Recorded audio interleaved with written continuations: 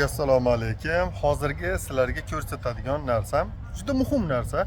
Ya'niki Britaniyaga dunyoni butun burchagidan oilalar migratsiya qilib ko'chib kelib yashayverishi natijasida bu oilalar qiyinchilikka duch keladi-da. Ya'niki bolalariga kiyim-kechakka, kitob, daftarga yoki shunga o'xshagan narsalarda qiyinchilikka duch keladi. Ya'ni puli yetishmovchilik bo'ladi. Endi bir davlatdan bir davlatga ko'chib borib, o'rnashib, ish topib, joylashib ketish uchun kami 5 yil vaqt kerak bo'ladi.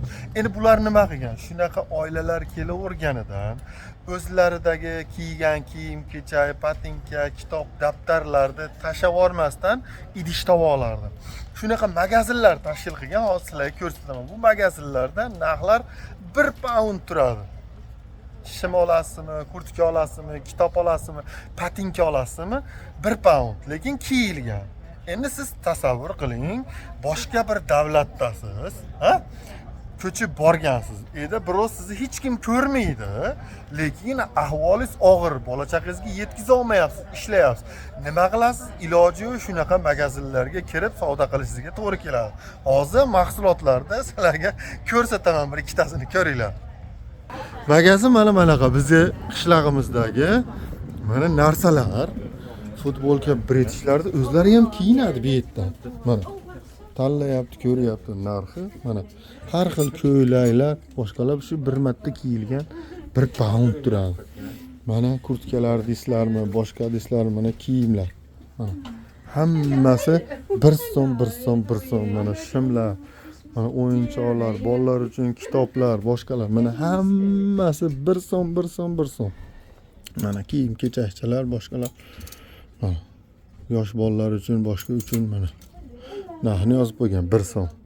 Siz ko'chib kelganingizdan keyin endi ishingiz yaxshi yurib ketsa, ho'pla ho'p yangi do'konlardan olib kiyinaverasiz. Lekin agar yurmay qoladigan bo'lsa, mana shunaqa joylardan kiyinishingizga shu narsalarni olib foydalanishingizga to'g'ri keladi. Bundan tashqari, yana bizda qishlog'imizda bunaqa narsa ko'p, bunaqa magazinlar. Hozir keyingisini ko'rsataman. Mana bitta yana bittasi navbatdagisi. Mana bir marta foydalanilgan, kiyilgan kiyimlar. Bu yerga shu ko'chib kelgan oilalar har xil davlatdan ko'chib keladi, Afrikami, butun dunyodan. Endi yetkiza olmay qoladi, aytgan ishi bo'lmay qoladi, boshqa bo'ladi. Shunda mana shunaqa do'konlarga kirib kiyinishga to'g'ri keladi. Narxi 1 pound.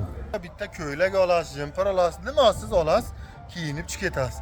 Yaxshimi, yomonmi, xalq uchun o'ylab qilinganmi, chiqarilganmi? Har kuni ertalab kelsangiz, mana shu do'konlar tagiga setga odamlar kiyim tashab ketadi.